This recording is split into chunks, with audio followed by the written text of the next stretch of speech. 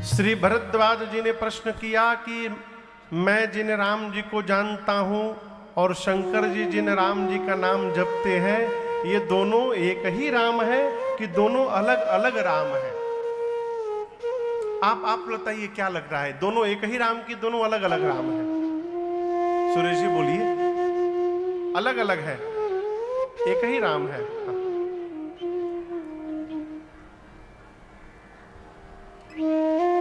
हम एक बार आसाम में कथा गा रहे थे, तो वहां जो कथा करा रहे थे उनके एक रिश्तेदार आए, वो भी जीजा जी थे। उनके अवस्था होगी लगभग 55 साल की उम्र होगी उनकी।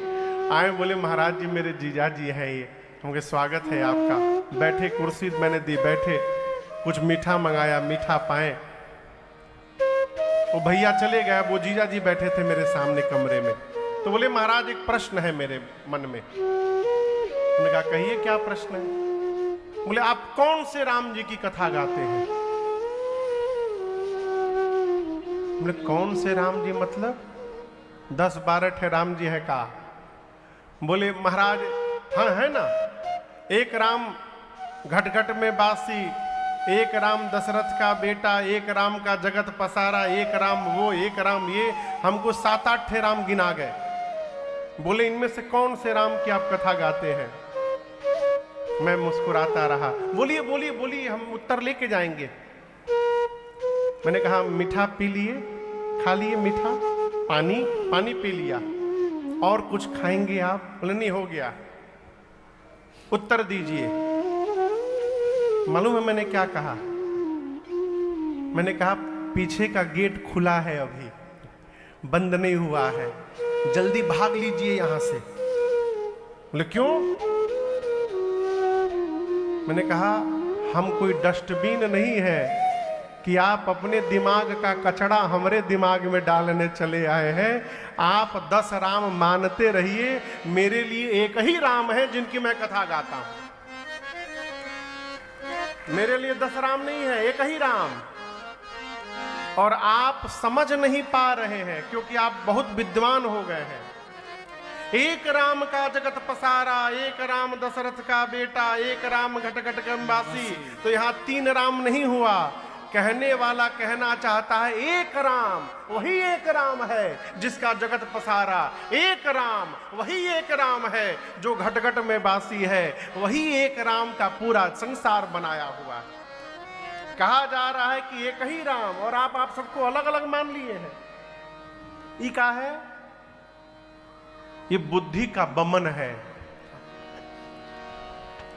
बुद्धि का बमन है। अपने इष्ट में निष्ठ रहिए, हमारे लिए एक ही राम। आप में से जो कन्हैया के भगत होंगे ना, कन्हैया वाले कितने बैठे हैं यहाँ पर? श्री कृष्ण के उपासक कितने लोग हैं? हाँ, अब बाकी सब राम जी वाले हैं। राम जी वाले कितने हैं? हाँ चलिए, हाँ राम जी वाले हैं, तो घबराने की बात नहीं है। कन्हैया वाले जो भक्त यहाँ बैठे हैं, आप राम कथा भले सुनिए, लेकिन अपने भगवान कृष्ण में निष्ठावान रहिएगा। यदि कृष्ण में निष्ठावान रहिएगा तो राम के भीतर ही आपको कृष्ण का दर्शन प्राप्त हो जाएगा। ये निष्ठा है। गोस्वामी तुलसीदास जी महाराज श्रीधाम वृंदावन गए, तो वहां एक मंदिर में गए। ये मैं सत्य घटना सुना रहा हूं। अभी भी कभी वृंदावन जाइएगा तो दर्शन करिएगा। तो वहां गए तो एक कन्हैया के मंदिर में गए, तो पुजारी जी ने कहा कि प्रणाम करिए। गोस्वामी जी प्रणाम नहीं किए। अरे आप भगवान को प्रणाम नहीं कर? प्रणाम है, भगवान है, ठीक है। तुलसी मस्तक तबे झुके जब धनुष बाण हो हाथ। गोस्वामी जी कहते हैं मैं सब जगह माथा नहीं झुकाता हूं, मैं वही सिर झुकाता हूं जहां मुझे हाथ में धनुष बाण दिखाई देता है। जहां मेरे रघुनाथ जी दिखाई पड़ते, मैं वहां दंडवत करता हूं। और जब गोस्वामी जी ये बात बोले, आप इस बात को सत्य मानिए, कन्हैया की मूर्ति में से मुरली हट गई और भगवान श्री कृष्ण धनुष बाण लेकर के प्रकट हो गए वहां पर, और गोस्वामी तुलसीदास जी को दर्शन प्रदान किए।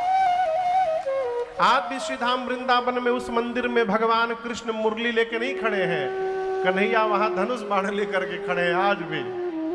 तो इष्ट में निष्ठ रहिए।